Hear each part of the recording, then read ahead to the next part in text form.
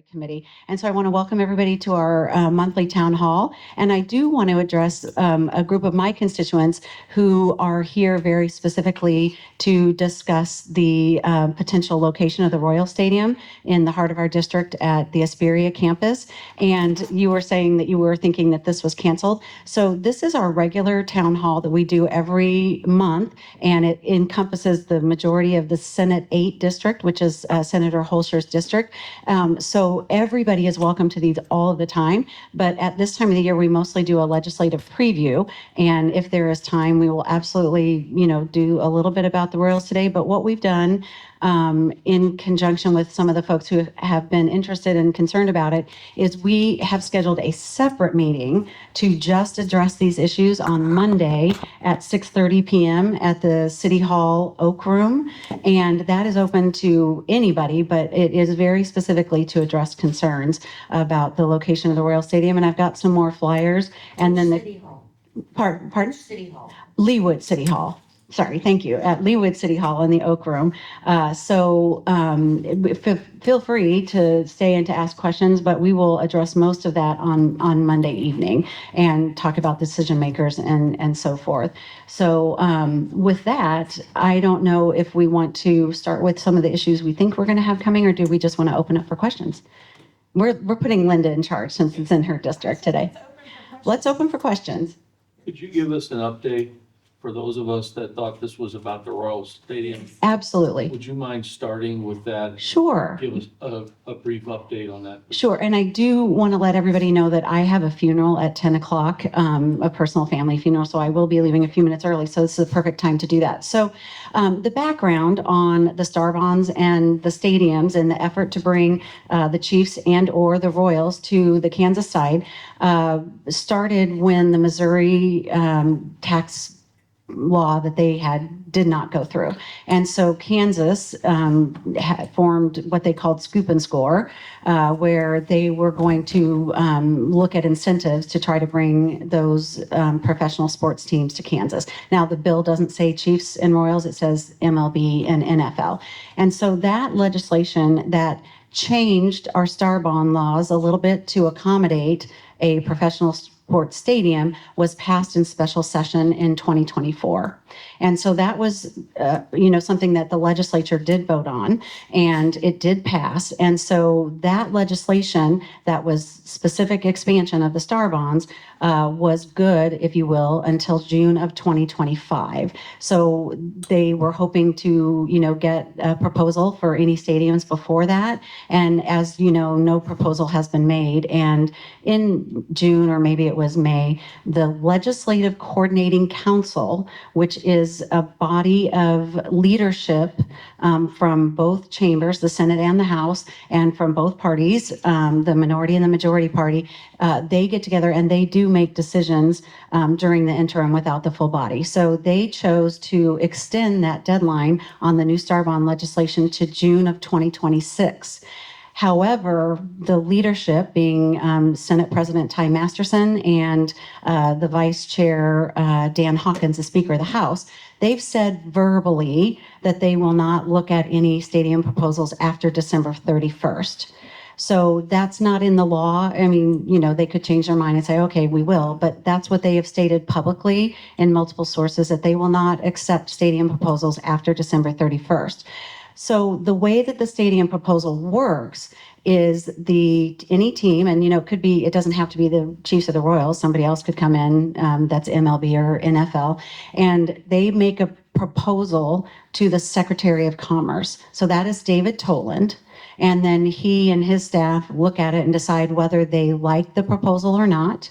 And then they pass it along to the Legislative Coordinating Council to take a vote on whether to accept that proposal and to move it forward then to the city planners and so forth. So where we're at right now is that we are not aware, but also keeping in mind that the people who are dealing with it most closely are under an NDA, a non-disclosure agreement. And for what it's worth, I'm not, and I don't believe either of you are. We are not getting any information as legislators that's any different than what you can get. So like personally, I have a Google alert set to Royal Stadium Hesperia so that I can get any news as soon as it breaks about what they're talking about doing. So we believe that they are working on a proposal, but we don't know if the Royals are going to present a proposal to David Toland or not. My guess is they are. That's what all of the headwinds, that's what all of the, indicators seem to be, that they will put a proposal to David Toland, who will then review it and send it to the Legislative Coordinating Council. So those are your decision makers at this point, and we are going to assume that the leadership will keep with their December 31st deadline. So that means that the proposal has to be reviewed and has to be presented to the Legislative Coordinating Council before the end of this month. So, people want me to know more than that, but that's what I know at this point.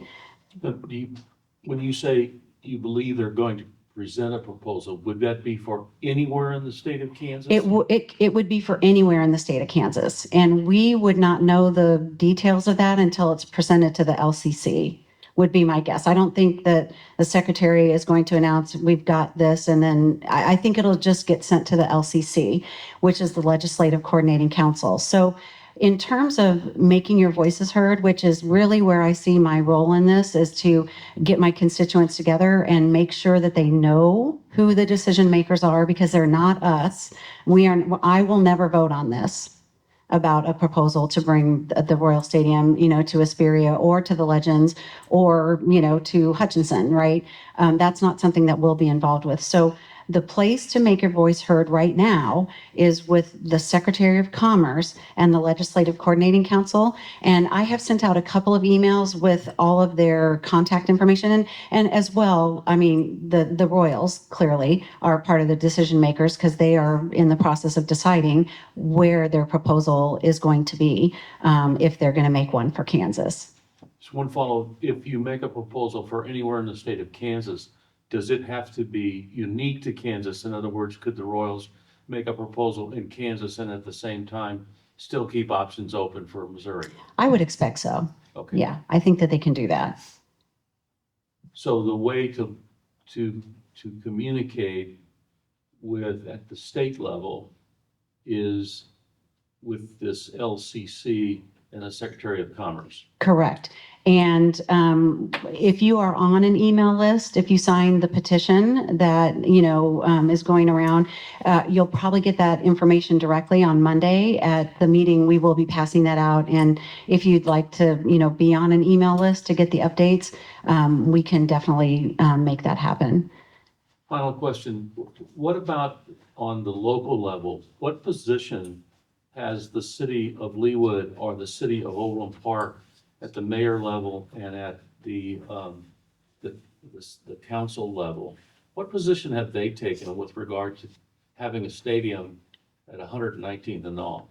So I do not know the answer to that, and I can't speak for them. I haven't heard anything from them saying yes or no. And when I've reached out for more information at the county level, at the city level, what I'm hearing is we won't know until there's a proposal. We can't speak to it until there's a proposal, because we don't know what we like and don't like about it.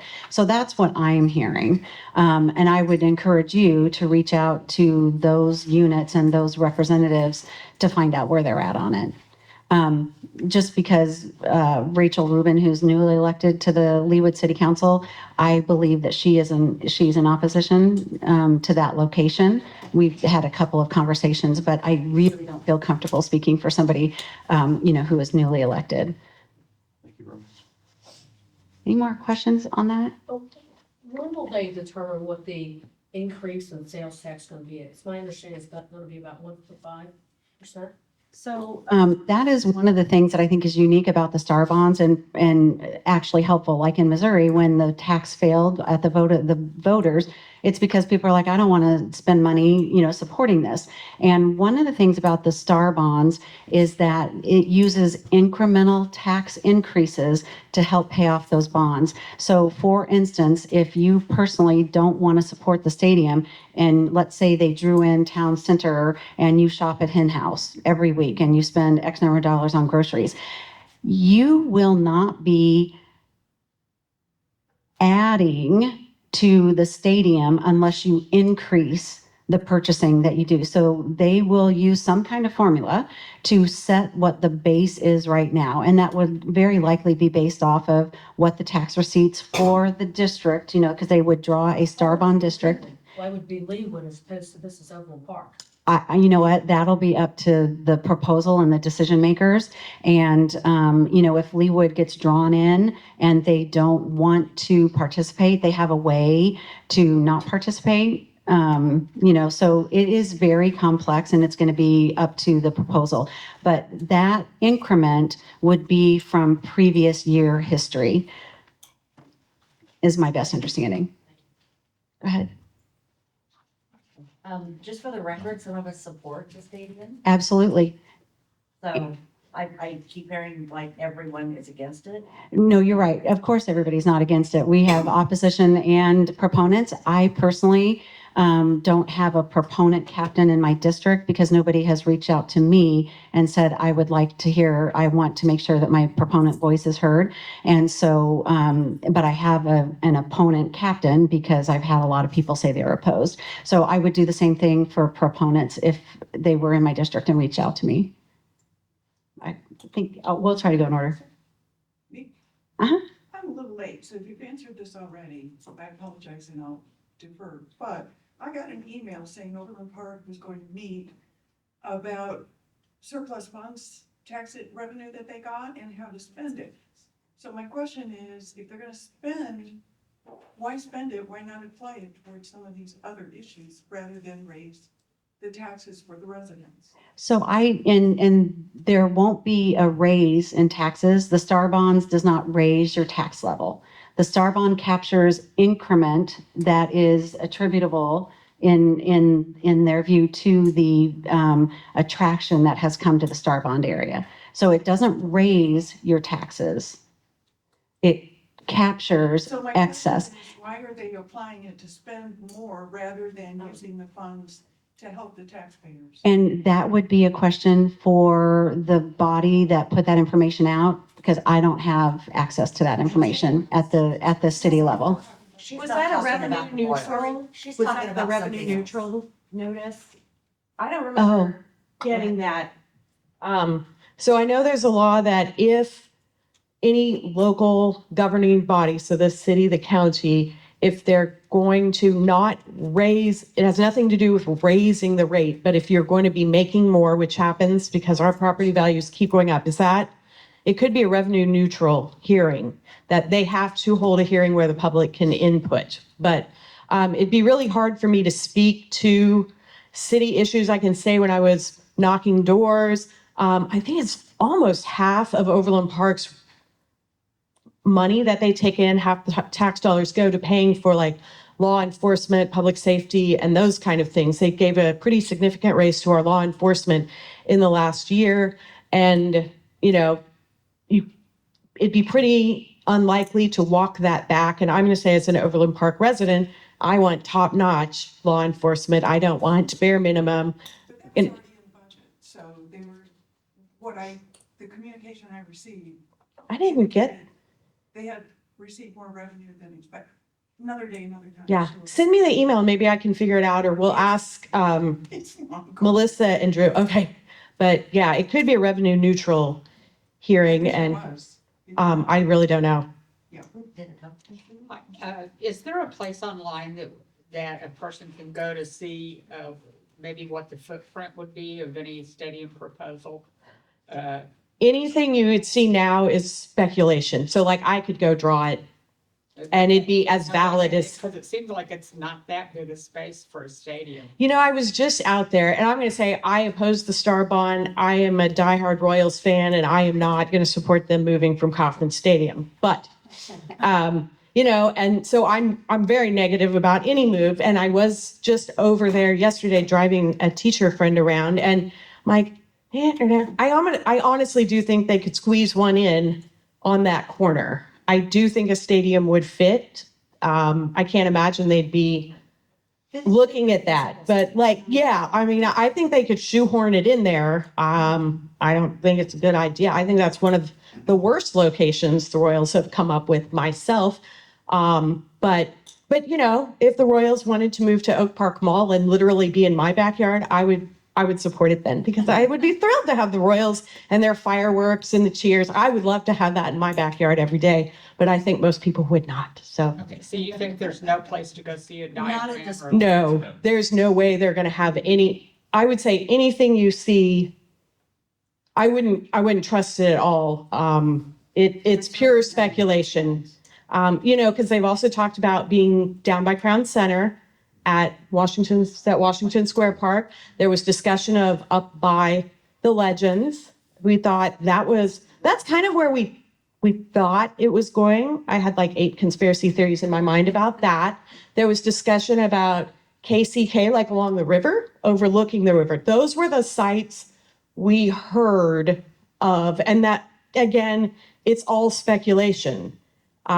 Just, you know, that's how negotiations go. And certainly Speaker Hawkins or Leader Masterson are not going to be reaching out to any of us. And honestly, I don't think legally they can. You know, I think it's interesting to note that the people leading this are from Wichita. Who is sponsoring this meeting on Monday night? So I booked the room so that my constituents could come and let me know what they were thinking, and so that I could give you guys the information you need. We'll have handouts with the LCC's emails, with, you know, David Tolan's email, how to get, you know, information over to John Sherman and so forth. So I am the one that booked the meeting and booked the space, but there are HOA groups that are going to like plan the meeting. So I'm a guest, but I'm the one that went ahead and booked the room. Will any city officials be there? You know what? I think that the committee is inviting folks. So I don't know. They invited me and I'll be there, but they've invited folks. Go ahead. I think this is related and to your question in particular, I assume that they would be doing studies to determine the best location. You can't just, you know, decide to build something. I suspect that you need to determine which traffic and safety and all these other variables to determine whether the location would be appropriate. And I don't have the specifics of what the Secretary of Commerce is asking for in a proposal. My guess would be that there would be at least preliminary addressing of those kind of issues. And then it does have to go through the city planning process. That, you know, they have to get permits, they have to do all of that kind of stuff. So, you know, but that's the part that is difficult to me, in that, so the secretary gets a proposal and then the LCC votes. And then it goes That through those. information to, Right. when they're voting. And So I'm- I think that would be important to communicate, whether you're for it or against it. You know, I think you need to have some really mindful consideration of the location. Right. I agree. President of DHA, that's going to be mostly impacted by this, Dover Estates, so we're. Yes. And are you Jeff? I'm Chris. You're Chris. Okay, sorry. I'm getting my subdivision. here. That's all. I actually have a few interesting, my dad cleaned the stadiums for 38 years. So I have firsthand knowledge of that whole complex today. And I agree that it'd be kind of cool to stay there. But I'm also very much a logistics person. So I think a lot of things that people are not thinking about, besides the fact that of destruction of everything that's there and then rebuild, increase in water, increase in sewer, increase in lanes and traffic and all that stuff impacts Overland Park. I mean, because that's not going to be something the Royals are going to say, hey, we're going to do that for you. We as citizens will have to actually incur that cost. And I think the volume, just the water alone, increase that we would have to incur by putting it there, it is something no one's talking about. When you talk about surveying, you're right. They will come out and try to do a traffic assessment and all that. You know, the current complex has 6 entrances into that complex. Putting it there at 119 and null or whatnot is not 6 entrances. Right. It's null and Metcalf. So, you know, you think about that and I'm not I'm not opposed to the Royals, and don't get me wrong, I have personal experience with that. But it is interesting that I hear this happening, or I hear this discussion about it, and I don't think anyone's thinking about logistics other than traffic. Well, I think that would be included in a study. You would think, but again, it's the devil's in the details. Yeah. And then I think the thing that most Overland Park residents don't understand is that initial or that additional infrastructure build will come back to Overland Park. Yeah. And we will have to incur that. And so when we And talk about, Linwood too. yeah, exactly, and Linwood too, because, yeah, if you go this way, you know, a little bit to the east, you're in Linwood. Right, So right. that's something that, you know, when we talk about, if we're getting serious, if they're getting serious about it, these are all things that we as residents need to understand. And when you have people that are at 175th and Overland Park saying, hey, yeah, that'd be great to move in there. Well, that's wonderful. They're not the ones that actually have to incur all of that change, that infrastructure change that happens in my backyard. So, Are you able to make the Monday meeting? oh yeah, I'm going. Okay, What time perfect. is it supposed to be? It's 6:30 and there's a handout right over there Fantastic. about where it is. Yeah, and I would have been here earlier, but I heard that this got postponed. Well, and the explanation earlier is that this is actually our legislative town hall where we are, you know, the purpose is to address questions for the legislative session they're coming up. Although, let me tell you, I would never, ever tell people not to come to a town hall. For heaven's sakes, we love having you here. That's very Roger Marshallish, and I'm not going to be doing that anytime soon. But the purpose for this meeting is really to talk about the issues that are going to come up where we will be decision makers, because on the stadium location, we are not decision makers on that. And so the meeting on Monday, and we have a sub meeting tomorrow, the HOA people, and I'm not exactly sure who's on, I just know I'm going to be there, to kind of go over the structure for the Monday meeting and try to make sure we address those types of things and make sure that you have the right person to bring those concerns up to. The HOA meeting. It's just the smaller committee to put structure on the Monday meeting. Okay, so that's how Yeah. I found out about it, was through the HOA. Yeah, so it's not a separate meeting. It's just a meeting of the organizers for the Monday meeting so that they Our get, best to make sure we have all the HOAs so that we can spread the information, what's going on. So if we haven't sent you in Dover's area, are you getting it Dover? Oh, yeah. that goes with the- Okay, I know that, you're getting our stuff. Should. all right? And just, Let's connect. Yeah. I could speak to some of that. I'm on that little committee and been trying to help drive this. And the reason we started that is someone knows someone who's one of the decision makers, and they said 80 to 85% it's gonna be in Overland Park. That is what they have heard from insiders. So Kansas City, Missouri is not coming up with the money that Kansas is providing. And from what we've heard, but I do not know this directly either, is that mayor and city council in Overland Park is very in favor of this and has been driving it to be here. And I, again, do not know that for sure. Did you say that again? Who is driving The mayor and the city council in Overland Park, not driving it, but they it? want it, that they are in favor. But again, Yeah, I was gonna say, I would advise against, I can really not saying say that. I do for other not know people's- That is true. yeah. But I do know that we're looking at it, and I didn't even think about the sewers, but the traffic. Because for anyone, even if you don't live out south, 435 right now between I-35 and Warnell is stop and go at rush hour. Yep.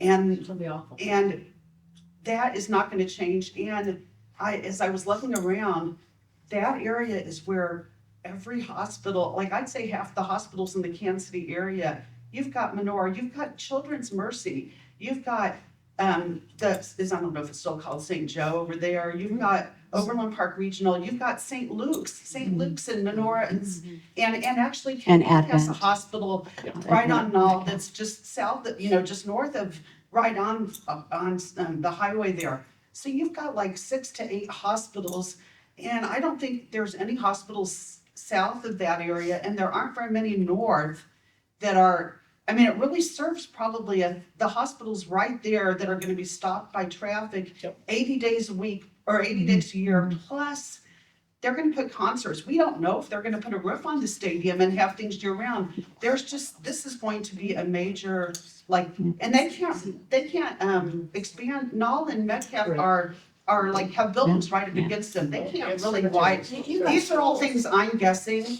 but basically, I think this is gonna be anyone commuting or anyone trying to get a doctor to come to a hospital who needs to do emergency surgery on someone who's in the hospital. Things are gonna be stopped up, and I think it's gonna be a very. You know, and you guys, I really appreciate this conversation. Yeah, we're gonna And handle this we'll move it on Monday. to Monday. So thank you so much for coming, and I hope that you continue to come to these town halls to learn about the state legislative issues. And we are so lucky that Representative Osman is actually our policy chair for our caucus, and I'm going to hand it over to him to kind of go over what you see as the biggest issues coming up in January and what your questions might be about that.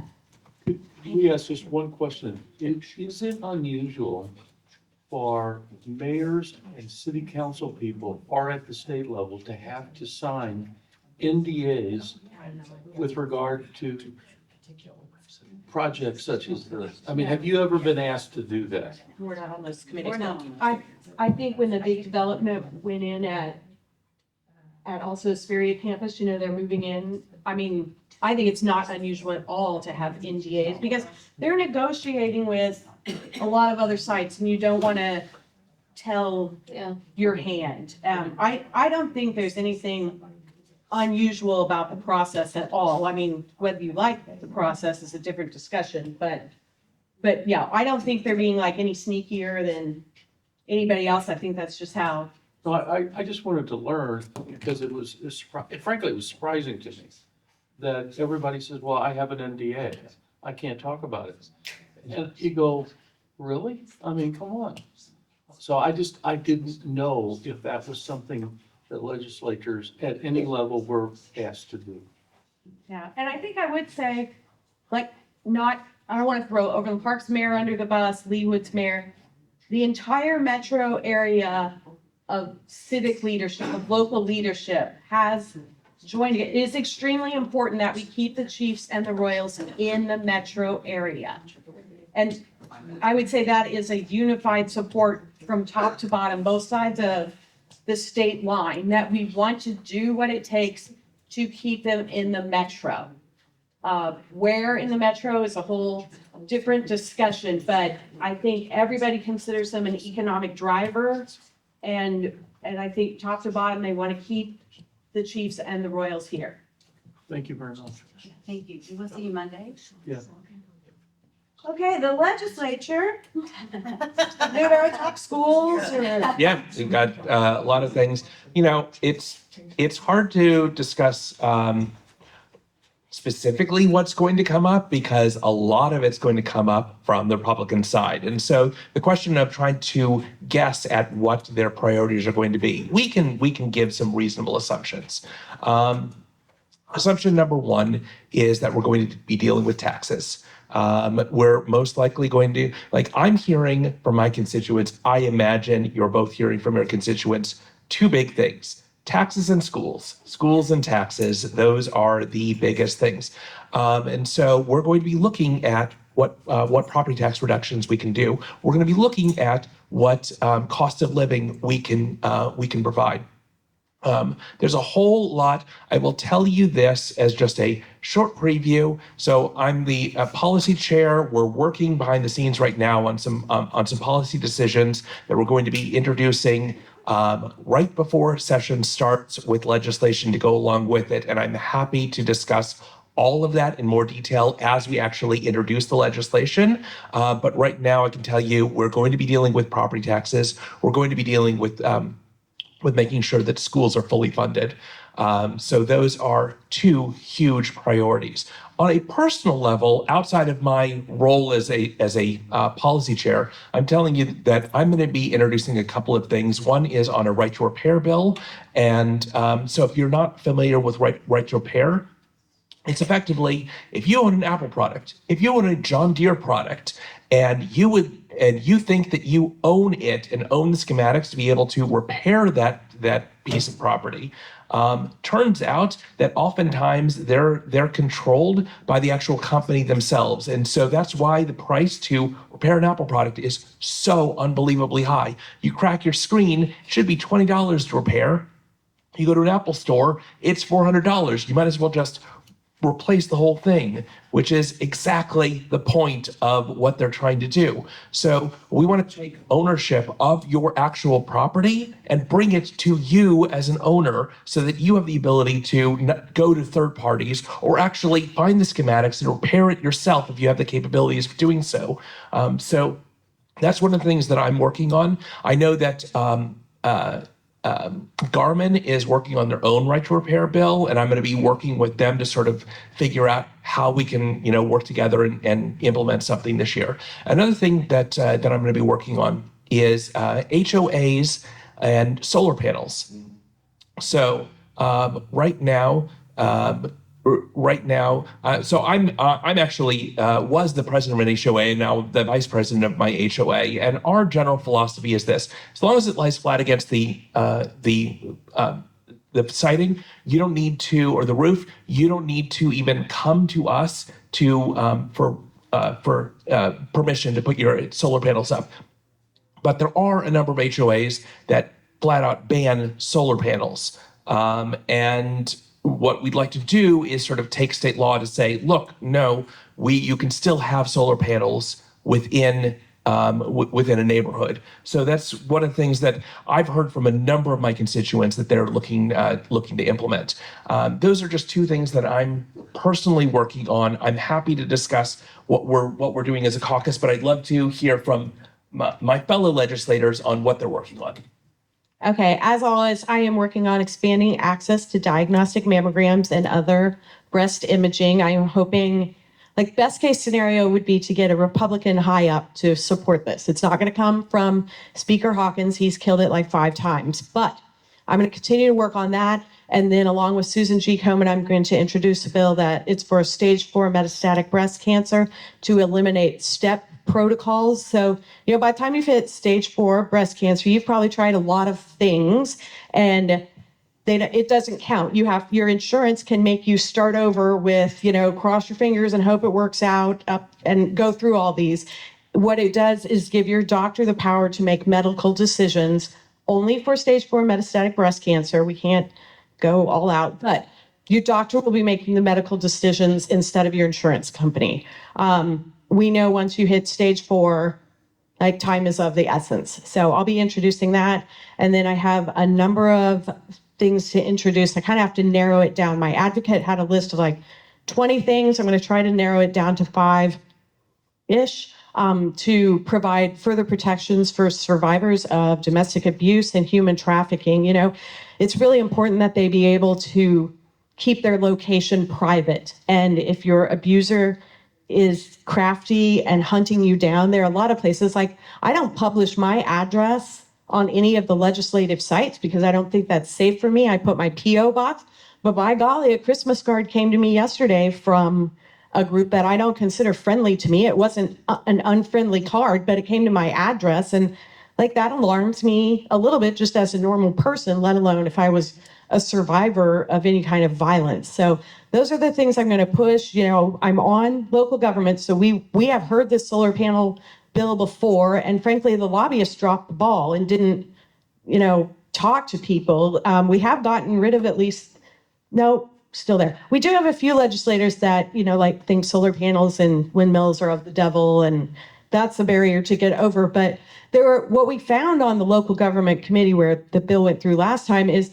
there are huge swaths of Kansas. They have no idea what an HOA is. So we have a lot of education to do about what an HOA is and what their powers are. And really, I'll tell you, my rural colleagues, they're like, what do you mean they're telling you what you can do with your house? That's dumb. So I think it is a winnable issue if proper education is done. In education committee, the state is always trying to dip into the local school board's responsibilities. And whether I agree with a cell phone ban or not, that's not my purview.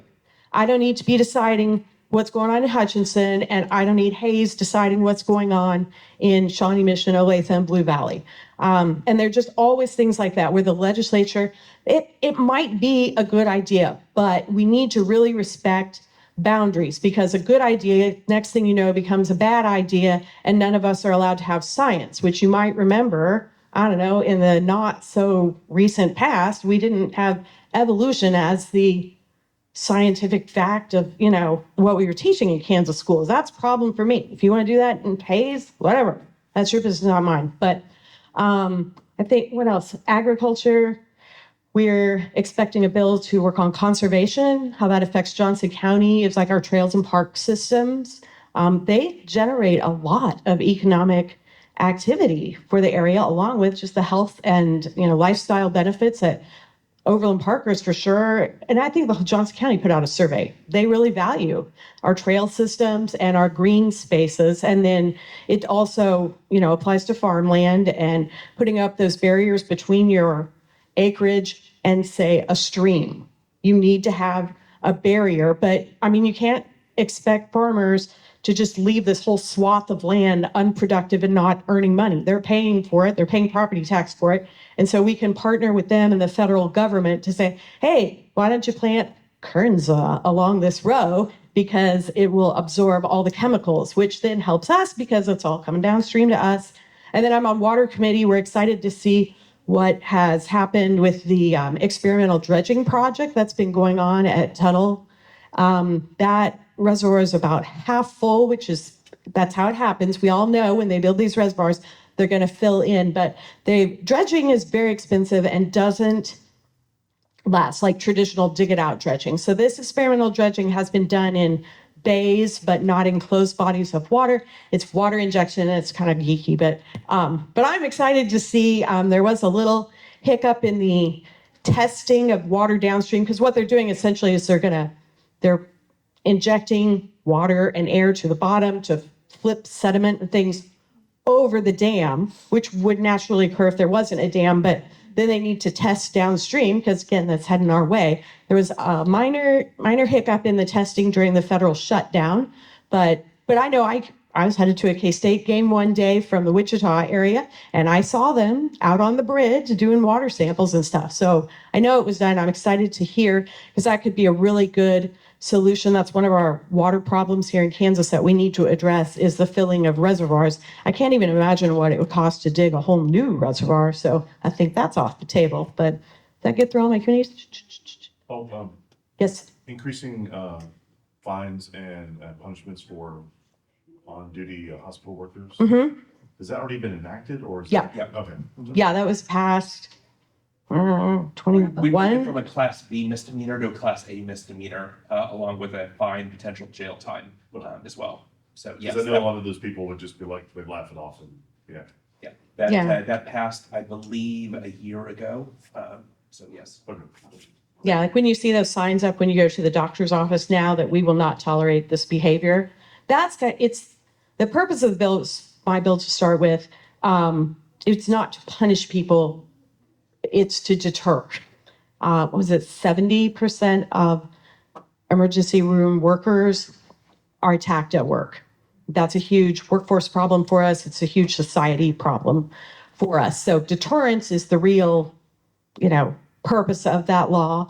And then it goes to the hands of the local DAs and what do we call a city DA? The city prosecutor, to prosecute these people. And it's not if you're in a mental health crisis, there are criteria, but. Thank you. And again, my apologies for having to leave early, but the funeral is at 10. And I just want to say our K-12 finance formula expires in 2027. So on the K-12 budget committee, and probably in concert with the education committee, we'll be working really hard on that. We hear that our schools are fully funded, which they are according to the Constitution for general education for the last 7 years. The issue, of course, to keep in mind is that the legislature really had no choice in doing that because the Supreme Court kept its jurisdiction over the case. The thing that is so important that goes along with that statement that they're fully funded is that we also, by statute in the state of Kansas, are required to reimburse school districts 92% of excess costs for special education. Those services have to be provided no matter what money comes from where. And we are currently at about 65%, not 92%. They haven't funded special ed according to the law since 2011. So what that does is it pulls from the general education funding, and rather than all of the money that goes to a regular student, they have to pull from that to make up for the special ed losses. So that is going to be a really big issue. On a personal front, I work with mental health and suicide prevention and was able in the 24 session to pass some legislation around suicide prevention websites and bullying and so forth.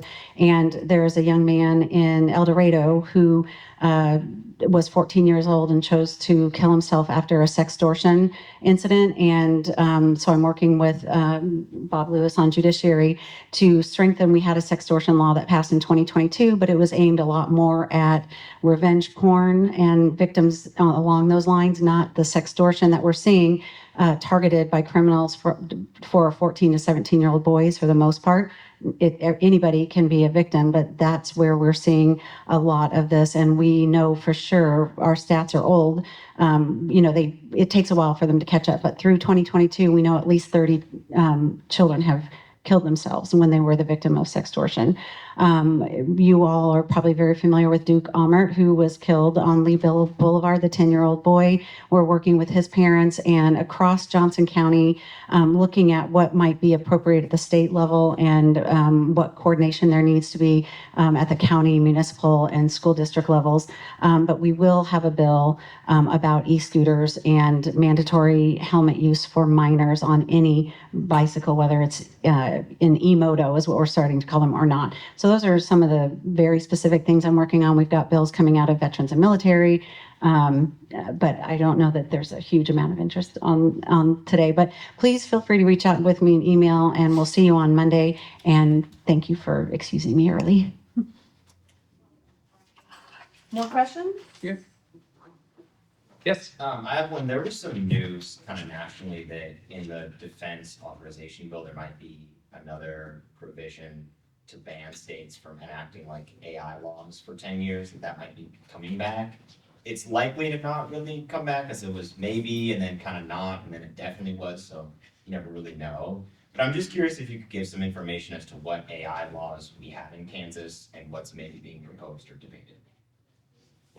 I don't know specifically what's being proposed. I imagine that they might try to implement something like this because they've been doing it in a number of other states. And I don't know that there's a lot of support either on the Republican or the Democratic side to push this forward. Like we want to have, we might want to have regulation over certain aspects of AI, but that doesn't mean a blanket.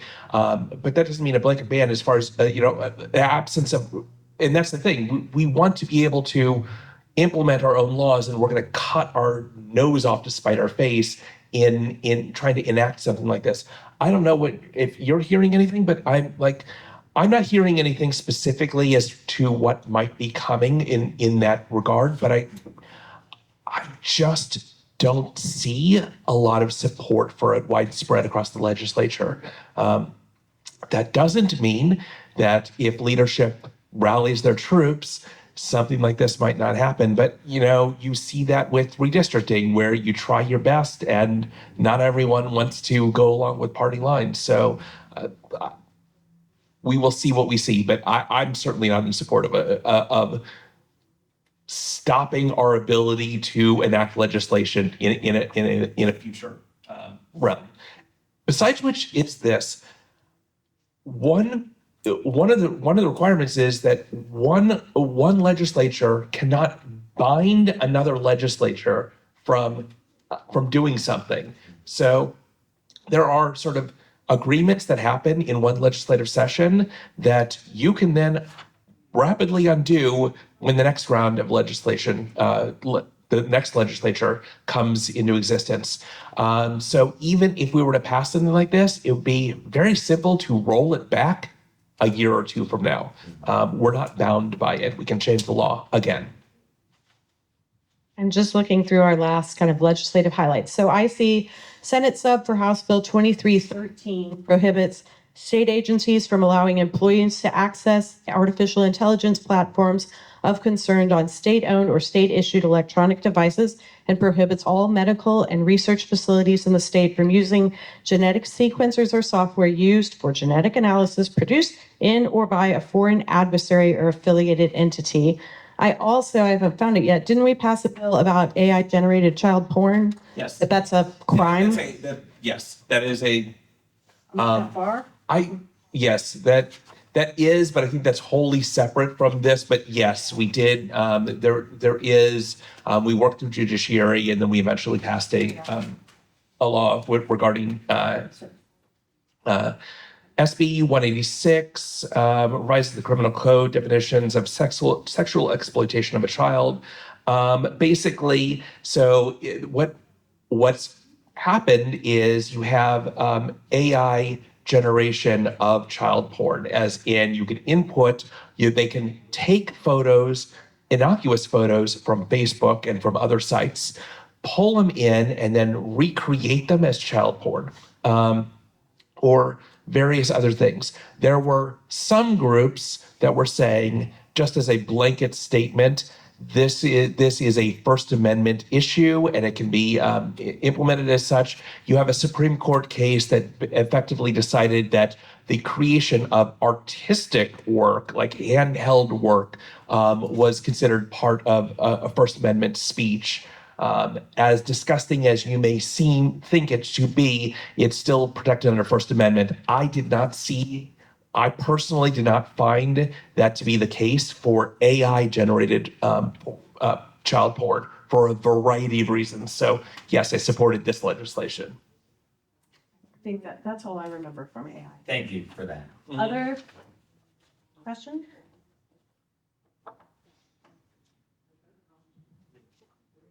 Yes. Dan, I know in the past, you've looked at some of the liquor laws in Kansas, which are, I mean, I've lived all over this country and I've lived here for 29 years. And, this is probably one of the most archaic places from a liquor law standpoint that I think really impedes free commerce and impedes the ability of consumers to shop where they want to shop without having to make multiple trips, spend the time doing it, spend the cost of gas to do it. Any chance that, especially if we get a Royal Stadium, any chance that we might be able to revisit some of those laws? And in particular, I think the fact that a grocery store cannot sell wine and spirits. And I grew up in Wisconsin, and I used to hear the argument here all the time, oh, you're gonna put every small little liquor store out of the business. And I know that's a great thing for the lobbyists to say.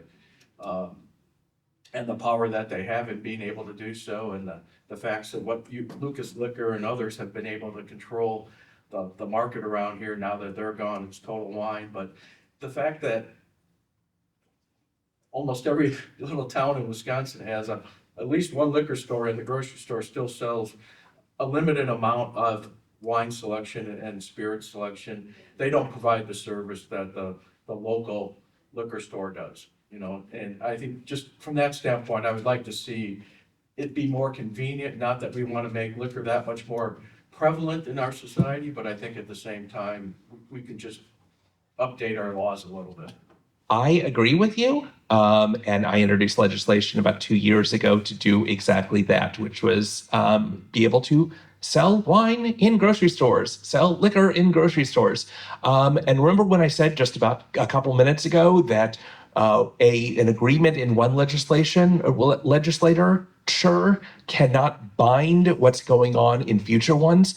Well, what happened was probably about 6-8 years ago, there was an agreement to sell beer in grocery stores. And part of that agreement was, this is it. For 10 years, we're not going to touch this issue again. This is sort of a gentleman's agreement to never discuss liquor in grocery stores for another 10 years. And so when I introduced this 2 years ago, well, I wasn't in the legislature 6 years ago, and people came up to me and said, hey, we had an agreement and we're not supposed to do this.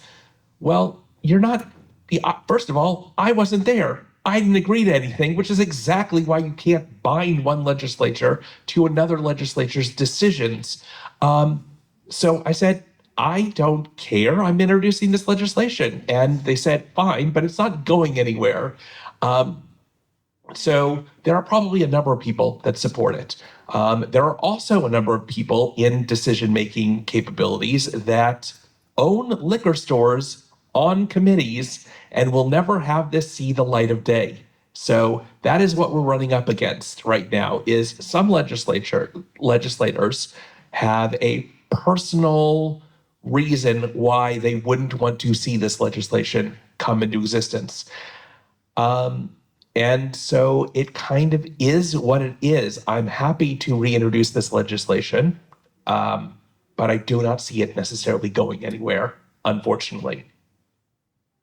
I would just throw in see also legislators and legislative leadership that are in the insurance industry that have continually blocked Medicaid expansion. And my continual complaint, the mammogram bill, it's stunning what people do not recuse themselves from. You'll see, like Representative Poskin works for Baker University, so anything that comes up about scholarship, increase in scholarship for higher ed, he will get up and ask to vote present, which we have to approve because that's a conflict of interest. When I pushed the hospital bill, I made a disclaimer, my husband is an emergency room doctor, but in Missouri, so this wouldn't affect him. The mammogram bill, I'm insured in the state of Missouri, but it's important to me to make those disclaimers. But, you know, there's bail bonds bill that comes up all the time, pushed by the legislature owns a bail bonds company. It's just bonkers. But then I'm going to see the other side of that. I'm a piano teacher. My students all go to schools. My daughter's a school. So maybe when I stand up and defend our schools, maybe I'm doing the exact same thing. I don't know.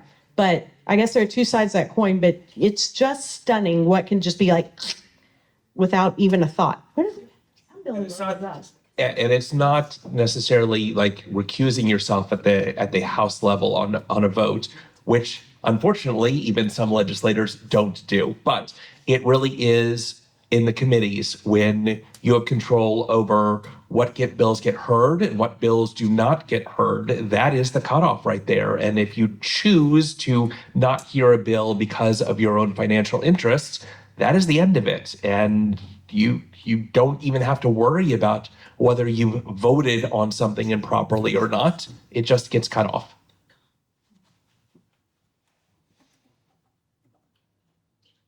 Anything else? Redistricting, always a hot topic. Sure. Well, by the way, yeah, on redistricting, first of all, for everybody, and we heard from many, many, many people, thank you for your votes. Thank you for your emails. Thank you for your phone calls. Thank you for your postcards. It truly made a difference. So we didn't have a special session.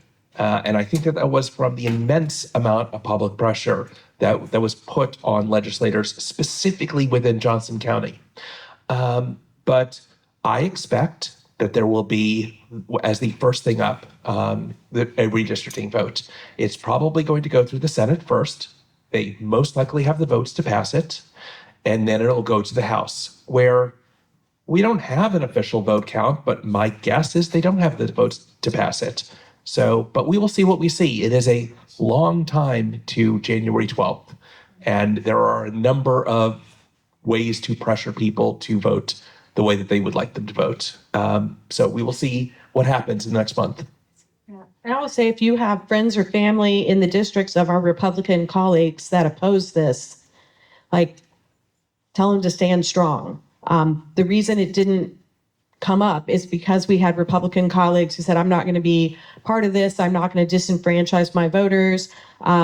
we have no public record of Johnson County Republicans doing that, but we have public record of, gosh, a number of committee chairs, 8, 9 chairs and vice chairs that refused to sign the petition and then were stripped of their chairmanships. So for instance, Representative Poskin is on Veteran and Military Affairs. The head of that committee is a veteran and found it offensive to strip voting rights from people. He was stripped of his chairmanship as a veteran and replaced with somebody who I don't believe has served ever and has certainly never been on that committee. And so you really have to think,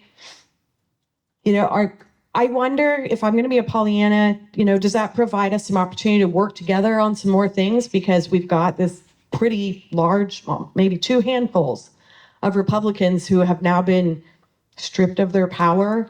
Like, is this the point where they're going to stand up? Because we hear all the time there are moderate Republicans. We only hear from Mark Schreiber of Emporia. So maybe it's an opportunity we can work together because some people's eyes are being opened. But I think we can look at Representative Kessinger and Senator Skubal, who are basically told, you will vote this way on this issue, or we will spend $100,000 to primary you. And that's what they did. And they got rid of 2 very decent Republican legislators here in Johnson County in 2020. And so you just never know what's the bigger driver, threats of a primary or like, hey, this is the time we start standing up. But yeah, I assume it'll be back, and I'm going to continue to cross my fingers, knock on my wood desk that everybody holds strong. I think there's no question the Democrats will not, I don't think there's any question Democrats would vote for that, but it's our Republican colleagues that they really endure a lot of pressure, and I think deserve some credit if they stood up. If they didn't stand up and they're your representative here in Johnson County, you might want to have a word with them about voting. Well, they never asked. Nobody ever asked me what my vote would be. Nobody ever sent a petition to me to sign for special session. So who knows? I got a call from the whip. You did? Our whip. Oh, okay. Okay. They don't care what. It is, I do find it fascinating that, look, I'm not out here this is a town hall for everybody and for all viewpoints. I want to hear from everybody. I'm and this is not trying to bash against the Republicans, but I will say this. I have never, ever once in my caucus been asked to vote a specific way on an issue. Not once. And I've never been punished for the way that I voted on a particular issue. Not once. But time and time again, on the House side and the Senate side, if Republicans buck leadership, they get punished, and they get punished immediately. And it sends a chill across the entire caucus. Is there any repercussion at all for the amount of money that the Republicans already spent on the redistricting software? That was a significant amount of money, and I mean, I'm just gobsmacked that they could spend that kind of money without anybody, without public knowledge. I don't. LCC approved it. Yep. Much like the stadium, it's in the LCC's hands. Yeah. They approved. I don't know how much they actually spent. They approved $460,000 for the purpose of special sessions, which in itself, so the cost of a special session, and thank goodness we didn't at least do that, was $100,000 per day plus $50,000 in travel. So the estimation was going to be 1 to 2 days of special session and then another day of veto session, and that would have been around $450,000 of taxpayer money that didn't need to be spent, and fortunately wasn't spent. But I don't know how much has actually been spent. Is it 50-ish? It's 50-ish. Yeah. What I read. Maybe 43? Oh, okay. Yeah. It's a lot of money. And it's a lot of money. It's one And- teacher. We take another teacher at Oak Park Carpenter any day of the week, You so. know? Yeah, absolutely. Any final thoughts? Yeah, this is really, really good. Thank you very much for this. This is very informative, and I didn't know that you had these. Yeah. So We try once a month. to have legislative town halls. During the legislative session, I have weekly newsletters to let people know literally every single vote that I've taken on the House floor, as well as what I've done for the week and what's going on. I try to keep open communication because, yeah, like it is complex enough to try to figure out what's going on in the Senate. It's literally across the hall from me. And half the time I don't know what's going on because there's so much happening on any given day. And so, yes, we try to hold these on a monthly basis and try to keep people informed because it's hard to know what's going on in Topeka. And we'd like to try to help you condense it down so that, you have the ability to put your voice in as to, how you want your government to run. That's what we're here for. Representative Poskin and I also a weekly newsletter detailing every vote, what's going on in committee. Our next town hall is going to be the second Saturday in January here. And then February, March, and April, we'll go to the first Saturday at Tomahawk Ridge. That gets us a little more in the center of the district. Plus, we can reserve that further in advance. And I can't be arranging town halls during the legislative session, but you don't need to be one of our constituents to sign up for letters. I actually get Dan's newsletter. I get Mari-Lynn's newsletter because I just like to see what's going on in their committee that maybe won't ever make it to the floor. I get Senator Holscher's email to try to catch up on what's going in the Senate. But, you all are busy living your lives. So why would you keep up with all this stuff? But we're happy to try to feed you information, and we're happier even to hear from you. It is our actual job to listen to you. So.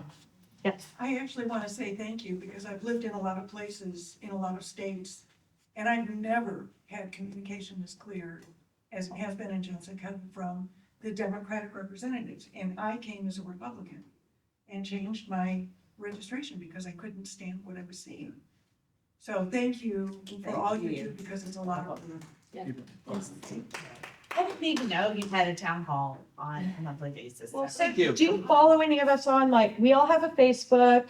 I don't know, and I've had Mari-Lynn's sign whenever she's voted. And I newly became a citizen I've lived in the United States for 25 years.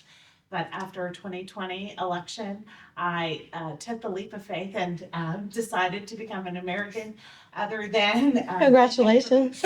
being a permanent resident. So, because I moved from Canada and I was very proud of my Canadian citizenship. And I just couldn't see, but I felt I've lived here long enough. My kids are here.